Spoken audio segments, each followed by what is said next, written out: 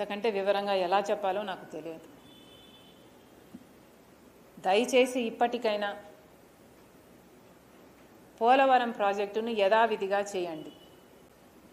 BJP చేస్తున్న కుట్రలలో చంద్రబాబు గారు, పవన్ కళ్యాణ్ గారు సపోర్ట్ ఇస్తున్నారు. మీరు కూడా భాగం కాకండి. చేతులు జోడించి అడుగుతున్నాం, ఆంధ్ర రాష్ట్ర ప్రజలకు న్యాయం చేయండి. This is not right. Andhra రాష్ట్ర ప్రజలు మీకు ఓట్లేస్తే మీరు గెలవడమే కాదు, బీజేపీ ప్రభుత్వాన్ని కూడా మీరు నిలబెడుతున్నారు. అలాంటప్పుడు బీజేపీ మనకు స్పెషల్ స్టేటస్ ఇవ్వలేదు, ఒక్క వాగ్దానం నిలబెట్టుకోలేదు. కనీసం ఇదన్నా పోలవరం ప్రాజెక్ట్ అయినా యథావిధిగా ఫుల్ స్టోరేజ్ కెపాసిటీలో కట్టాల్సిన బాధ్యత బీజేపీకి ఉంది. మీరు కాంప్రమైజ్ అవ్వద్దని చెప్తున్నాం.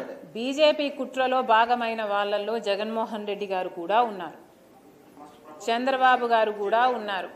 ఫస్ట్ అయితే ఏం, సెకండ్ అయితేనేమమ్మా, వీళ్ళు ఇక్కడే ఉన్నారు కదా, ఎంపీలంతా తెలుగుదేశం ఎంపీలు వీళ్ళే కదా సపోర్ట్ చేసేది అక్కడ బీజేపీకి. మరి వీళ్ళ తెలివి ఎక్కడ పోయింది?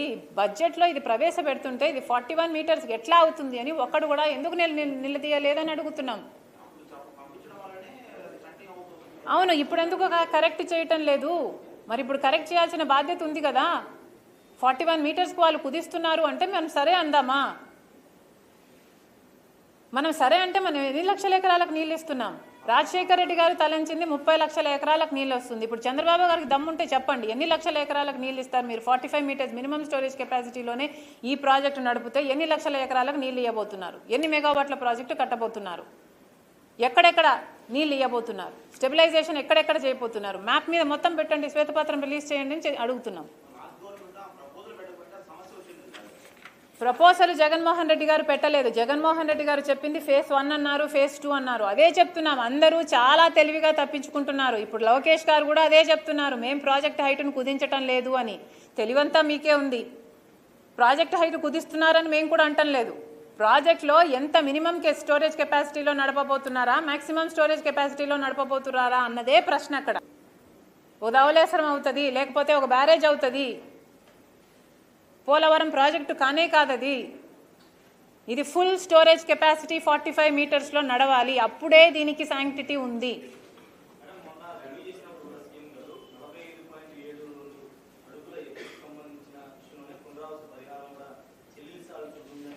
మరి ఇక్కడ ఎందుకు మాట్లాడటం లేదు? పోనీ ఇప్పుడు ఈ రోజు మేము ప్రెస్ మీట్ పెట్టాము, రేపు ముఖ్యమంత్రి గారు ప్రెస్ మీట్ పెట్టి ఈ క్లారిఫికేషన్ ఇవ్వాలి. మేము 45 మీటర్స్లోనే ఈ ప్రాజెక్టును రన్ చేయబోతున్నాము. ఈ లక్ష, నెక్స్ట్ స్లైడ్, ఆ 85,000 కుట్టండి, చెప్పండి. రాదు లేదు, మా క్లారిటీ రాలేదు. ప్లే చేయండి. 12,000 కోట్ల రూపాయలు ఇచ్చాము, 5,000 కోట్ల రూపాయలు రిలీజ్ చేశాము, బ్యాలెన్స్ ఇవ్వాల్సింది 12,000 కోట్ల రూపాయలు మాత్రమే అని ఇప్పుడు కేంద్ర ప్రభుత్వం చెప్తుంది. అంటే దీని ఫస్ట్ ఫేజ్ లేదు, సెకండ్ ఫేజ్ లేదు, దీనికి ఇదే పోలవరం ప్రాజెక్టు. వాళ్ళ ప్రకారం ఇదే పోలవరం ప్రాజెక్టు 30,000 కోట్లకు ఎలా వచ్చింది ఈ ప్రాజెక్టు? మరి చంద్రబాబు గారు రీహాబిలిటేషన్ కోసమే 33,000 కోట్ల రూపాయలు అవుతుంది. టోటల్ ప్రాజెక్ట్ కాస్ట్ 55,000 కోట్ల రూపాయలు అన్నప్పుడు దీన్ని 30,000కి ఎట్లా తెచ్చారు? ఇట్లే తెచ్చారు. ఆ 85 కుటుంబాలకి R&R ఇవ్వకపోతేనే ఈ ప్రాజెక్ట్ కాస్ట్ తగ్గుతుంది. ఇట్లే తెచ్చారు.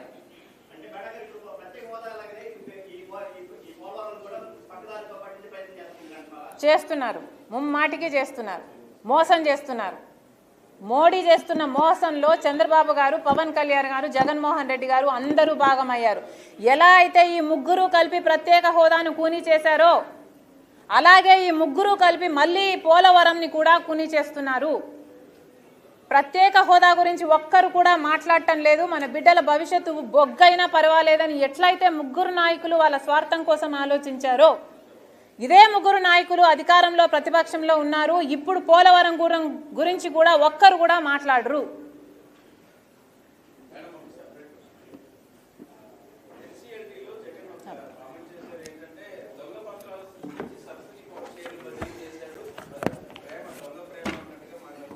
మసాలా మసాలా మసాలా.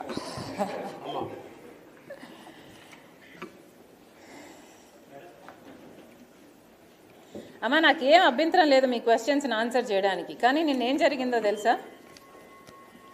నేనేమో గొంతు చించుకొని ఇక్కడ వక్ఫ్ బిల్ అమెండ్మెంటు లో ముస్లిమ్స్కి అన్యాయం జరిగింది అని అరిచి పెట్టానా? ఒక్కడన్నా కవర్ చేశారా?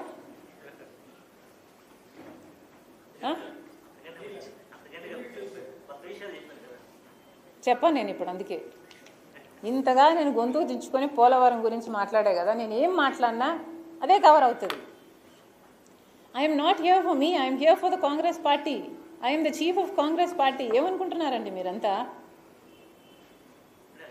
పోనీ అది కూడా కవర్ చేశారు, ఇది కూడా మీరు క్వశ్చన్స్ అడిగితే నాకు చెప్పడానికి అభ్యంతరం లేదు. బట్ ద హోల్ థింగ్ అసలు మొత్తానికి మీరు అసలు నన్ను కవరే చేయరు. సో నేను ఇక్కడ రాజకీయాల్లో ఉన్నది నేను జగన్మోహన్ రెడ్డి గారిని బీట్ చేయడానికి మాత్రమేనా? ఎట్లా కనిపిస్తున్నారు?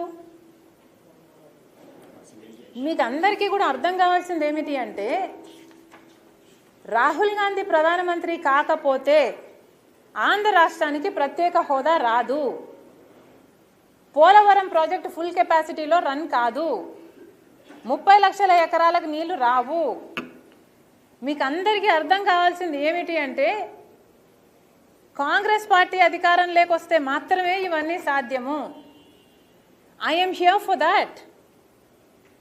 కాంగ్రెస్ పార్టీ బలపడితేనే ముస్లింలకు కానీ మైనారిటీలకు కానీ బడుగు బలహీన వర్గాలకు కానీ న్యాయం జరుగుతుంది, రాజ్యాంగం బ్రతుకుతుంది, ప్రజాస్వామ్యం బ్రతుకుతుంది.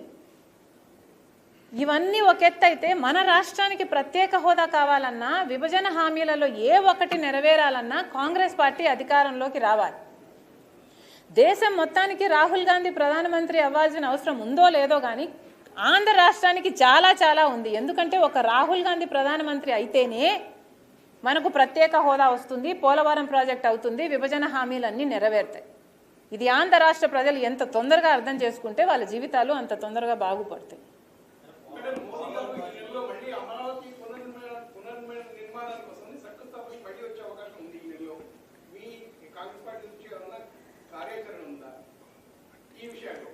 మోడీ గారు వస్తున్నారు, మమ్మల్ని కూడా దగ్గరికి రానిస్తారు అంటే మేము కూడా దగ్గరికి వచ్చి ధర్నా చేస్తామండి. మోడీ గారి దగ్గరికి రానిస్తారా మమ్మల్ని? హౌస్ అరెస్ట్ చేస్తారు కదా. ఎందుకు వస్తున్నారండి మోడీ గారు? మళ్ళీ నాకు తెలియక అడుగుతాను. ఒకసారి వచ్చారు, మోడీ గారు ఏం కొత్తగా ప్రధానమంత్రి అవ్వలేదు, చంద్రబాబు గారు కొత్తగా ఏం ముఖ్యమంత్రి కాలేదు. 2014లో కూడా చంద్రబాబు గారు ముఖ్యమంత్రి అయ్యారు, మోడీ గారు ప్రధానమంత్రి గారు అయ్యారు. వచ్చారా? మట్టి తీసుకొచ్చారా? మన ముఖాన్ని మట్టి కొట్టిపోయారా? ఇప్పుడు సున్నం కొట్టడానికి వస్తున్నారా మళ్ళీ?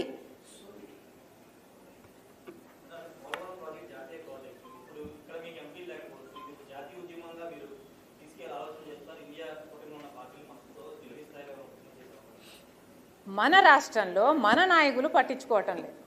నేను ఎక్కడికో పోయి ఎందుకు కొట్లాడతా? నేను చంద్రబాబు గారి ఇంటి ముందు కొట్లాడతా, నేను పవన్ కళ్యాణ్ ఇంటి ముందు కొట్లాడతా.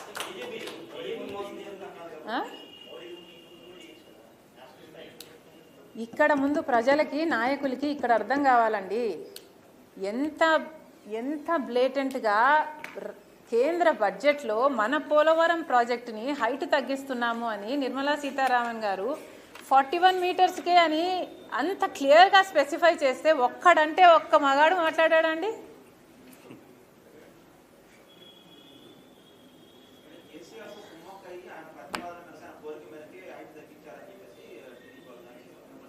కేసీఆర్తో ఎవరు కుమ్మక్కయ్యారు?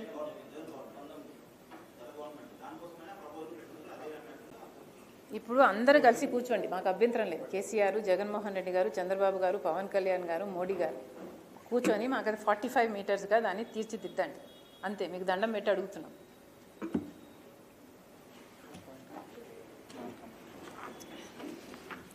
Thank you.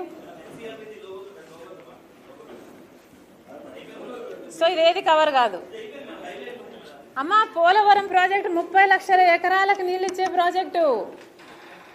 మీకు అర్థమవుతుందా? మీరు నాకు కవరేజ్ ఎందుకు ఇవ్వరు? వఫ్కు ఎందుకు ఇవ్వలేదు కవరేజ్?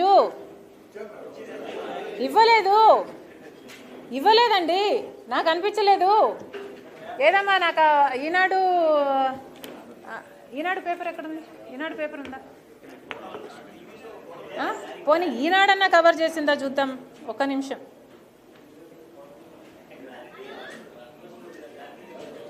ఇది నా ఆక్రోశం అండి, వినండి. దిస్ ఇస్ నాట్ రైట్ కదా. మేము ప్రజా సమస్యల మీద మాట్లాడితే మీరు ఎందుకు కవరేజ్ ఇవ్వటం లేదు అని అడుగుతున్నాను నేను.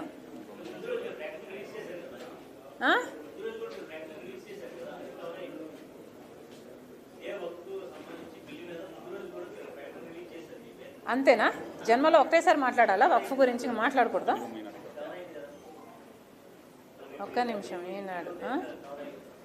ఈనాడు